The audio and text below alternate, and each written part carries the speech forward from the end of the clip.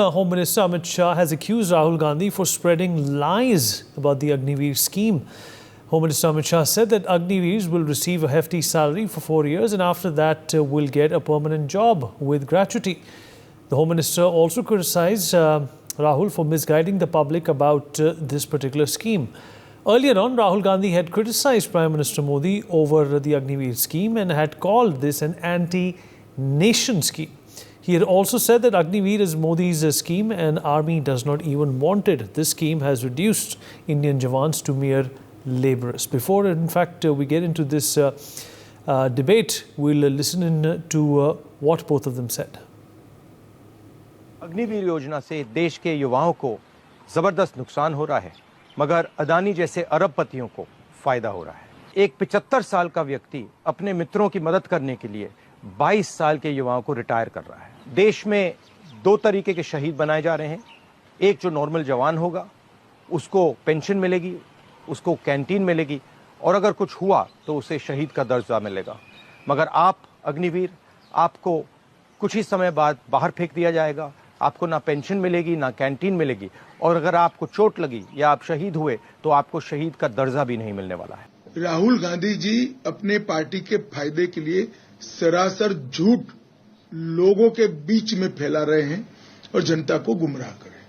All right, to talk more about this, joining us on the program is Major General Shashi Asthana, former Additional DG, Infantry Global and Defence Expert. Major Muhammad Ali Shah, Defence Expert, also joins us on the show. Dr. Syed Asad Abbas, Senior Political Analyst, with us on the program. Last but not the least, Professor Madhav Nalapat, Editorial Director of the Sunday Guardian, also with us on the program. Professor Nalapat, I'll begin with you. I hope you can hear me, sir. Well, Rahul Gandhi bringing in Adani, even when he's talking about Agniveer, is more indicative of an obsession or an association which really does not pan out well for the Congress party at this stage in time. And of course, everybody is aware of what the Agniveer scheme is all about. It's a progressive scheme. It is a scheme which has obviously been emulated from practices, which have existed in other parts of the world as well, including Israel and the United States. How do you see this politicization, going wrong for the Congress scion? Well, I'd like to say that it's very unfortunate that the army is being dragged into politics, especially if remarks are made that are designed to basically lower the morale of our armed forces and basically create a culture that there are two types of fighters. Now, I'm very certain that, if there is a battlefield situation, an actual conflict, I don't believe that Agniveers are just going to be left by the wayside. They are going to be given full honor and full rights, as would befit any combatant who's involved in a war where the security of India is concerned. The point is to create a cadre of youth who will imbibe the values of the armed forces. And those values, as Major Muhammad Ali Shah can tell you, are basically patriotism, hard work, sincerity, and a complete dedication to the cause. These are the values that can be imbibed in these 4 years. And at the end of that 4 years, a quarter of them will join the regular army, and the rest of them will have their skills greatly improved, and therefore they'll be able to join not only the paramilitary forces, but private security agencies and various other schemes. So overall, it is a very good scheme, and the design of the scheme essentially is to ensure as many young people as possible get a basic military training. And as you correctly said, there are several countries in the world, several democracies, where you have this system of basic military training, and now it's been brought into India as well. And let's be honest, it is necessary for a simple reason that we have a very dangerous neighbor, which is in league with a very a mischievous neighbor on our west, and as a consequence, we do need to have young people mobilized, patriotic, dedicated, and reasonably trained for combat. I think that is what Agniveer provides, and it's extremely unfortunate that it's been dragged into the mud of politics. Dr. Abbas, How do you see this politicization of Agniveer by Rahul Gandhi? Is it in the right spirit? And do you think Rahul Gandhi intimately understands, what the benefits of Agniveer are? And has he even propounded something which perhaps could serve as an alternative? Vineet Saab, it's always an absolute pleasure to listen to Professor Madhav Narapat Saab for precise reason why. Because of the thought and clarity. And I wish Rahul Gandhi had the same. Of course, but certainly looking at the front. That sounds good coming from you. Yes, absolutely. And one thing where I completely agree with Nalapat Sahab is, in the matters of national security, we need to be one voice.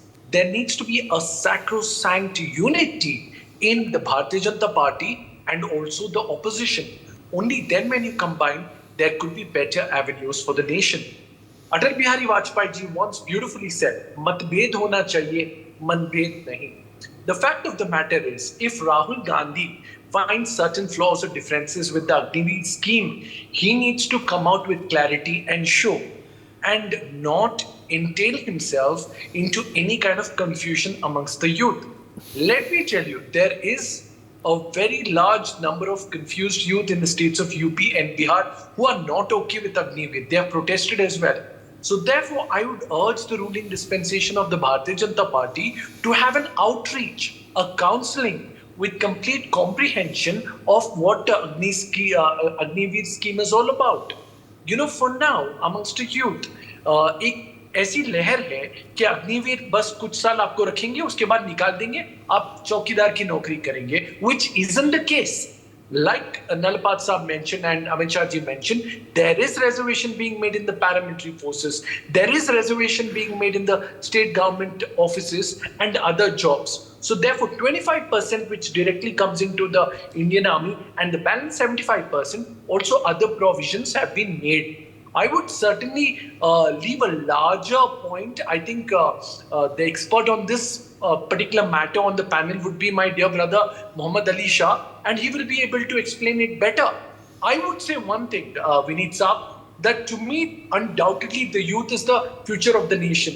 If the youth is confused about this, therefore, it is incumbent upon the Bharatiya Janata Party to have a complete outreach of the youth. The best way to burst a political bogey is only when आप दूध का दूध और पानी का पानी कर दीजिए. You need to give that complete comprehension and clarity. If that is able to come through, nothing like it. As a matter of fact, Nalapat Saab is right. Many countries like Iran and others have something like the Agniveer, where many of their young youth, post their education, they come in for a couple of years only because when tomorrow there is a need or a requirement, this always comes in handy. We've seen it one of the best warlike situations amongst the world as well. It is always good to be efficient and on the go. So therefore, I would certainly say the right way ahead is complete clarity. And of course, I would like to yield to my former major brother, an army veteran, will be, I'm sure, much be able to explain to us on the same front. Right. Before I go to Ali, let me also ask General Asthana to weigh in on this. General Asthana, are there any, flip sides, that are coming to your mind when you talk about Agniveer? Or do you think that, in this ecosystem of politics, everything is a low-hanging fruit? Firstly, nobody appreciates, including the army, being dragged into the political discourse. And the schemes which the army adopts, they shouldn't be brought into the political discourse because they do create confusion, the way one of the co-panelists mentioned. Now, let's be clear as far as the Agniveer is concerned. And the best thing is an objective analysis. And let me put few points here with absolute clarity. Firstly, this is not the first time we had this kind of a scheme. We had emergency commission earlier, again, immediately after 62. And we saw that through. And the officers with 3 months training who came for emergency commission did fight very well. Thereafter, we had been having short service commission for very long. That is, people go back after 5 years. Not everybody is retained. Partially, some of them are retained and some of them are not retained. And they go back. And this has been working quite well in a manner that it helps out the promotion prospects of the officers, as well as requires the operational model, which was becoming too pyramidal. So that has also gone well with the environment. Then we also had for jawans something called as color service. That was 9 years. That was 7 years. So it was also something like Agniveer, which we tried it out, and thereafter we went in for different schemes. Now, as far as this particular scheme is concerned, the first batch of Agniveer is yet to come out. So condemning a scheme before you have even seen it through is too premature, and therefore it doesn't make sense. There were many advantages thought through as far as this scheme is concerned. A large number of them have been brought out by Professor Nalapat. And let me say that obviously there was a requirement to bring down the age profile of the jawans because a fair amount of deployment in high altitude has increased because of various compulsions on LAC as well as elsewhere. So therefore you needed a little younger lot, and we also needed a little higher attrition rate. So therefore we needed perhaps some guys to move out. Now, as far as the retention is concerned, now we have to take a call as far as is it matching with the experience or otherwise. So now, obviously, the government of the day, as we go along, maybe after 4 years or so, as we go along, there will be reforms, as has happened in all other schemes as well, irrespective of which party or which government, government was in at that point of time was on the chair. So likewise, the government of the day will take a call based on the recommendations of the army, depending upon how we want to improve this scheme. Obviously, no scheme is perfect at the first place. All the schemes, they do get improved, and after the experience which we gain, we do add on the inputs to improve the best output in the operational scenario, which we would like to have from any scheme. So like this scheme also, perhaps like one of the observations which we feel is we will certainly increase the retention percentage, but not immediately, because immediately it's not affecting us operationally. The numbers are far too small, but after 4 years, similarly, like many reservations have been made. So now when the first batch of Agniveer goes out, whether everybody who has promised reservation, whether they get materialized or not, that will decide whether this scheme was right or we need to do something more. Because in that reservations, if those reservations are not available or they don't materialize physically on ground, maybe that we further increase the retention percentage so that the disgruntlement is not there. As far as two things I would like to make it absolutely clear, if any person, whether he is Agniveer or non-Agniveer, if he dies in the line of duty, he will get equal treatment. Even that is today as well. The politicization of one case was very prominent a couple of months back, and in that case, the boy committed suicide. Now, let me tell you, in that case, the clarity is that even if there was a military officer, permanent commissioned military officer, even if he had committed suicide, he would not have got a battle honor or the military honors, as was the case in that case of Agniveer. But that was politicized for obvious reasons, as was mentioned. And so that's why I say that the politicization of army schemes is incorrect. As far as the scheme is concerned, it's a good scheme, a lot of positives, may require some improvement as we go along, but that any government of the day will do, depending upon the recommendations of the army at that point of time. So many people making comments without actually understanding the scheme, that is I think unfortunate, and some of the politicians have done so. So that's what we would like, that the army should not be dragged in to the political discourse. We understand that obviously elections are there, arguments, counter arguments, etc., is part of any democracy anywhere in the world. But then let's not drag in the army as far as we are concerned.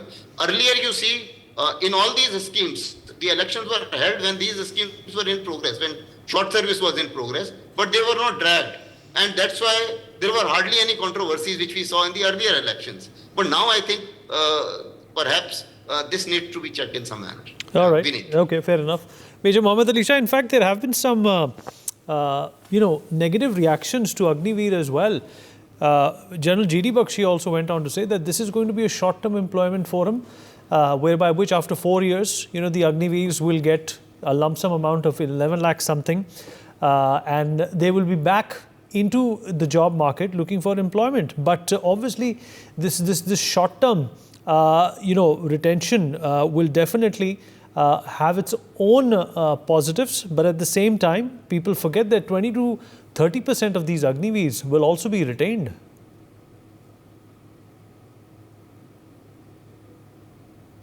Mohammad Ali Shah, that's for you. Right, Vineet, that's a very, very good question. And before that, I would like to compliment my fellow panelists for speaking so well and so logically, and especially more so over, I would compliment Professor Madhav Nalapat and Mr. Syed Asad Abbas. Most of them because they are from a non-military background. They are from a civil background and they understand the scheme. That's very, very nice. So now the very fact is, I see it this way. I see it as another self-goal from Rahul Gandhi. I'll tell you why. Let me explain to you why. It's like me fighting elections, me contesting for election and me saying, agar main power mein aa gaya, so I will make sure that you get only electricity only half a day.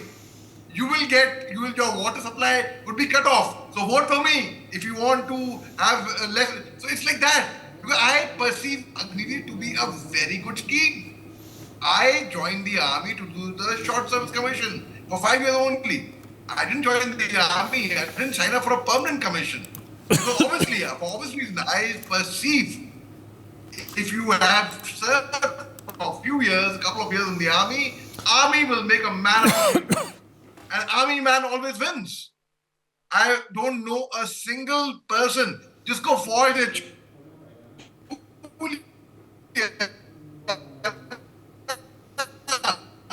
Ali, there seems to be a problem with your connection. Ali, why don't you reboot your connection? We will come back to you. Let me, in fact, rope in Professor Nalapat once again. Professor Nalapat, even the inception of the scheme has been, taunted by the opposition. They said that it's the swelling defence pension bill which has become a concern for the government at the centre, and that is why this short-term employment, if we can call it, is being considered. Your thoughts, sir? Well, look, I'd like to say one thing very clearly, and that is I want to go back to the question about the ethos of the Indian military. And that ethos is a wonderful ethos.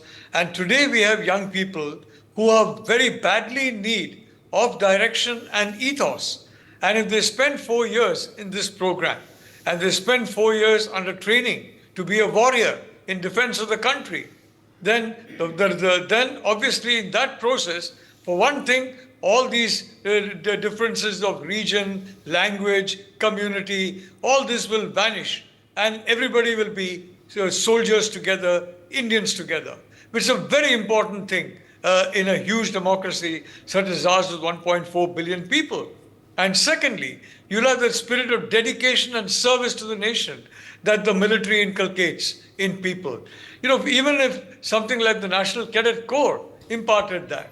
And the Agniveer program is 4 years of very rigorous training, followed by 25% getting absorbed in the regular army and practically all the rest getting absorbed in other fields for simple reason they will be better trained for a variety of fields after this particular program is over. And that is frankly something which is to be welcomed. And you have, as has correctly been said by my very good friend Syed Abbas, several countries have implemented the scheme, especially countries that are facing the front line of battle against hostile neighbors. India is very much a part of that group of countries.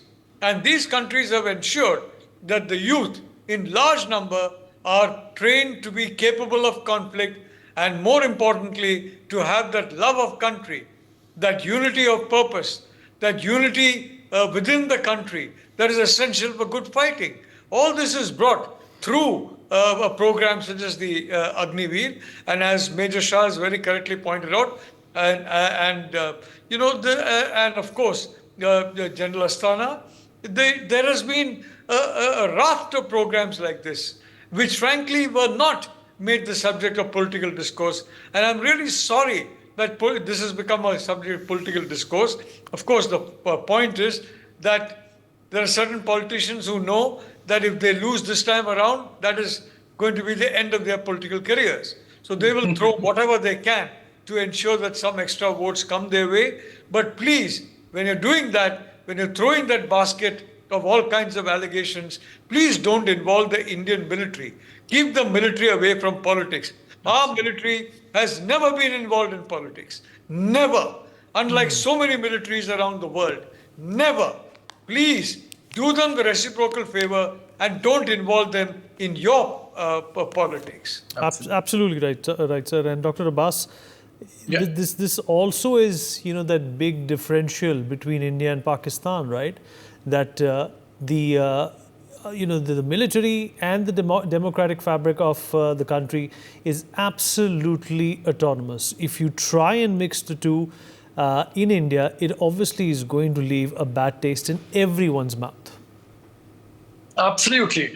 Well, many a times we've seen the military coup coming in Pakistan, and that is absolutely no good. So undoubtedly, India as a sovereign nation is much better on that front. And of course, on a lighter note, Nalapad Saab mentioned about, how certain politicians are doing. As a matter of fact, if things don't go well with the India alliance, knowing their age, they cannot apply for the Agniveer.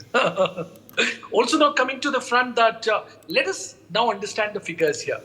23, you had about 11 lakh applicants. If Agniveer wasn't that good, in the year 24, we have 10% more, 12 lakh plus applicants.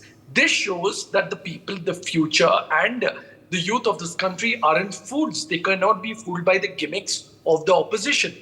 Also, yes, I was in fact on one of the debates with Gagandeep Bakshi Sahab, the retired Major General, and where he did mention the same point. What about why is it short term and what happens after? Where I heard one of the representation of the Bharatiya Janata Party who mentioned about we are in works with the central government to have more provisions for them. Of course, 25-30% being absorbed, others going to the paramilitary forces and the other state government jobs. Along with that, the chunk which is left out, they said that they will ensure the best of provisions made to them. But opposition has also raised one legitimate point, which is if there is any of the Agniveer who succumbs in a warlike situation, what happens then? Will he be given a martyr status? Will there be pension? I think this provision needs to be made, and I'm glad Nalpal Saab, Dr. Abbas, we have a paucity of time. Let me quickly take concluding thoughts from General Asthana and Mohammad Ali Shah, and then we wrap up. General Asthana? Okay. Firstly, as far as in case somebody succumbs to in line of duty, the same provisions will be made. All honors will be given exactly the way it is being given to everybody else. He will be given the status of the martyr. There's no doubt about it. The only thing is regarding the conditions of service. These two are slightly different. That is being worked out. So that's a point which certainly the organization has taken it on and will be taken care of. That's one part of it. Secondly, as far as this scheme is concerned, let me just highlight. See, if you are not an Agniveer, you were doing graduation on your own money. If you were an Agniveer, as per the scheme, 17.5 to 21, you are supposed to get in.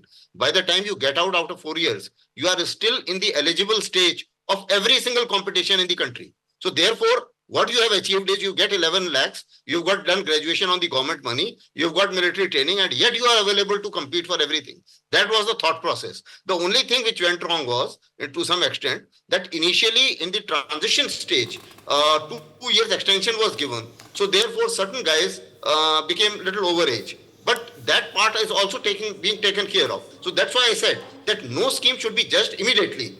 You need gestation period to implement a scheme. So the thought process has catered for almost everything which was being thought of. As far as the retention percentage is concerned, certainly. So that's how I think. All right. Let me in fact quickly rope in Mohammad Ali Shah into this as well. Ali, 30 seconds to you. We've completely run out of time. Preet, I think it's a very, very good scheme. As I said earlier, they are benefits, and you have a head start, as General Asthana said just now. at that young age, at the early 20s, you have a head start. You have a military training. Clint Eastwood was a military soldier. All right. For more such videos, subscribe to the NewsX YouTube channel, hit the bell icon.